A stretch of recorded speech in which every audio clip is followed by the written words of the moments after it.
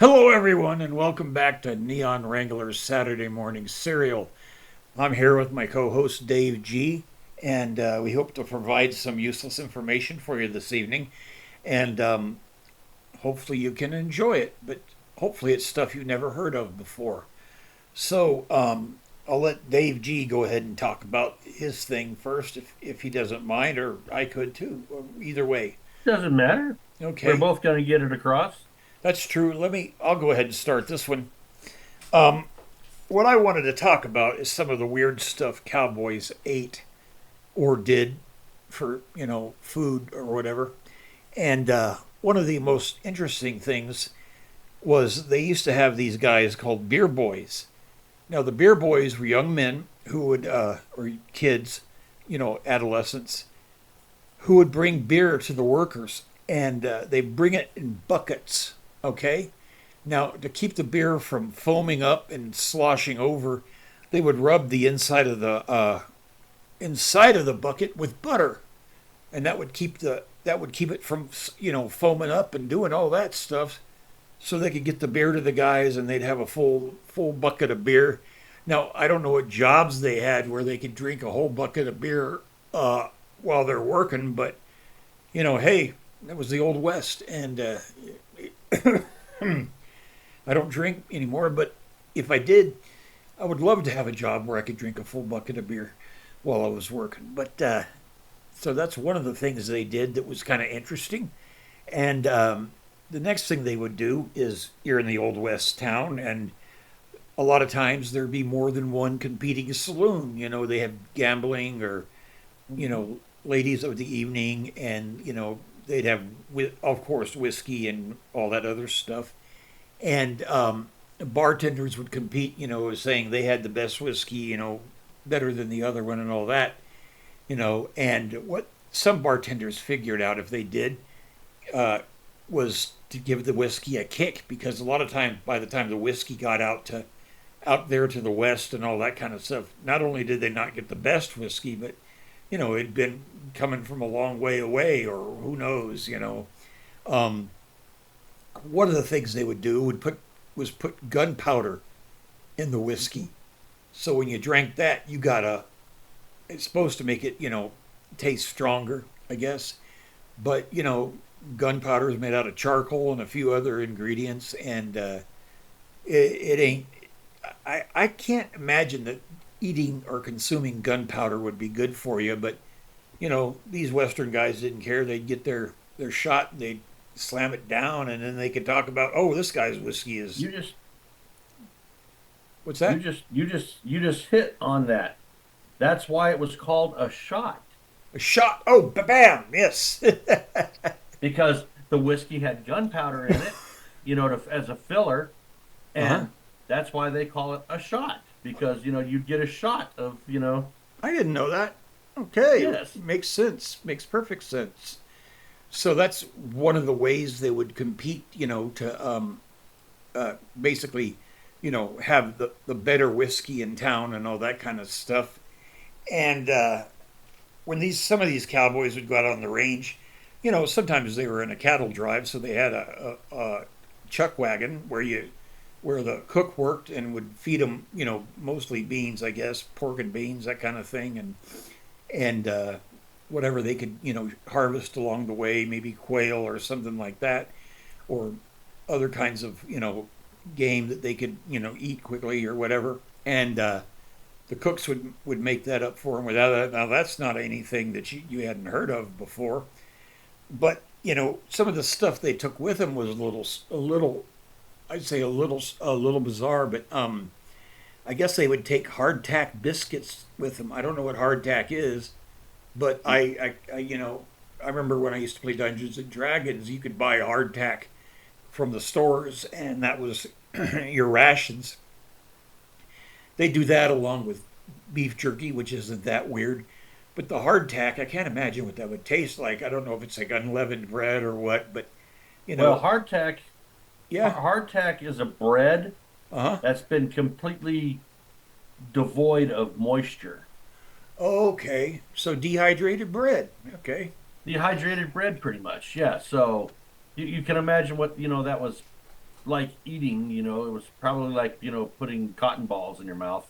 I'm sure. Yeah, it probably was, and I'm sure they got sick of it, and I heard once that if sometimes they would shoot squirrels to eat, and they would, if they had a can with them, a tin can, they would boil the squirrel in the tin can and then eat him out of the can, which does not sound appealing to me. But that's it. I mean, that's these are just some of the strange things they ate out in the West because that's what they had, and I don't know if they didn't get pizza, they didn't get Uber Eats or anything like that, even with a horse or anything. But that's why they had to be careful of their rations and all that, and sometimes go into a fort or whatever and get some more supplies and do all that kind of stuff. But that's interesting that Dave knew so much about this that I didn't know. So that's cowboy food for you there, and Yeah, yep, next time definitely not pizza. definitely not pizza. They used to have something my kid would eat when he was in daycare or whatever you call it, like pre-K, and they call it cowboy pie. I hope it's not what I'm thinking it was, but he seemed to like it. So that's it for me right now. So Dave, go now, ahead. Go ahead. so wait a second here. What? What? Well, we're going to talk about the second. That's Oh, you yes. know. There we go. Yes. Wait a second, So everybody. Wait a second. yes, so we're going to talk about our friend the second. Why does it exist? Uh-huh.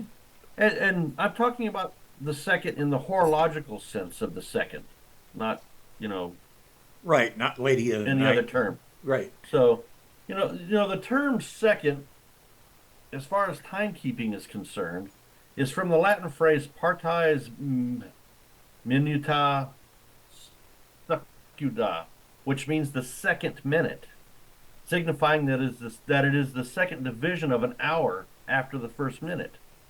Huh. Now, where did the hour, the minute, and the second come from? Actually, we are still using Babylonian, you know, invention here of time, where they divided the day and night into 12 hours each. And the Babylonians were fascinated with the 12 hour, not with 12 hour, but with the number 12 for whatever reason.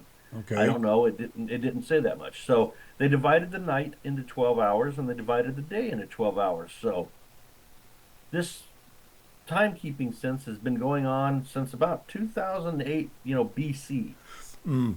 Interesting. And the second uh, came along a little bit later, um, after that, because back in those days they used sundials. There wasn't much use for a second back in those days. Uh huh.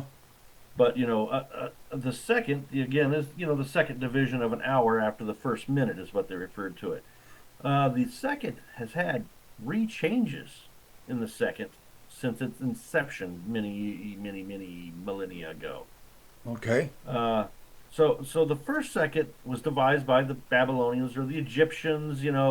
Record keeping back in those days for historical reference just wasn't on the top of anybody's list. So Uh huh. this is all a lot of conjecture and following historical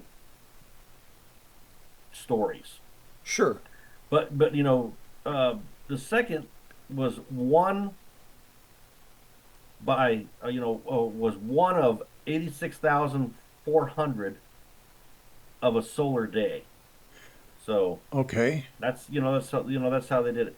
Uh, Later on, in about the 1950s, they actually created a more accurate second, based on the Earth's rotation and what they call a leap second, because in the 1950s they discovered that the Earth does not rotate on a strict 24-hour Nope. cycle.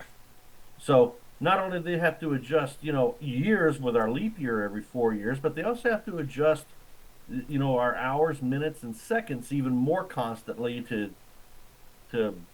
meet the change in the Earth's rotation. But that's even gone away now. So in the 1970s and up to now, the second is decided by It's based on a radiation from cesium-133 atom. Mm-hmm. So, so that's how the second is now divided. So it's just, you know, It's interesting. a lot of thought and scientific process went into the whole second Right. thing, So I had a friend that worked at the atomic clock in Boulder.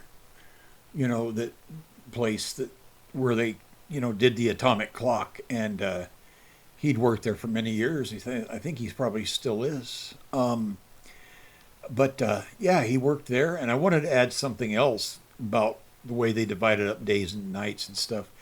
Now, this wasn't in Babylonian times, but this is in medieval times. They used to have what they called second sleep, which meant you'd go to bed, and then at some point in the night, you would get up, and just about everybody would get up and maybe have a meal and wander around the town a little bit, and then go back to bed. That was common at certain places at certain times, which is interesting. They so well, back in those days, before electricity, uh-huh. when the sun went down, it was dark. Right, You went to bed, right, and if that meant you were going to bed at 6 o'clock at night, by midnight, 1 o'clock, you were ready to get up and read a book, procreate, right. eat a meal, and then you went back to bed a couple hours later, and then got up when the sun came up. That's right. Stay away from the werewolves, just in case. Mm-hmm. That's good. Yeah. Well, anyway, that was well, I'm trying to think of a pun here. That was quite timely. Thank you. So, but Anytime. yeah, yep. Anyway, um, uh, that's been our edition of Neon Wranglers Saturday morning cereal for this week. We hope you all enjoyed it, and we hope you all come back and learn more stuff maybe you didn't know, or maybe you did know, or made you a little dumber, or knock some other old information out of your brain and fill it with the information As we give you. as Homer Simpson said in that one episode, remember when he couldn't use the fork anymore? He Yeah, said when he learned something new, he has to get rid of something old, and he couldn't remember how to use a fork anymore. yeah. All righty, guys. Well, take care. We'll see you next time. Yep, I want to thank you, Dave, for being part of the show here. And absolutely. we'll see you next time, Wranglers, at the next roundup of Neon Wranglers Saturday morning cereal. Uh, Till yeehaw. then, Yep. woohoo! Happy trails.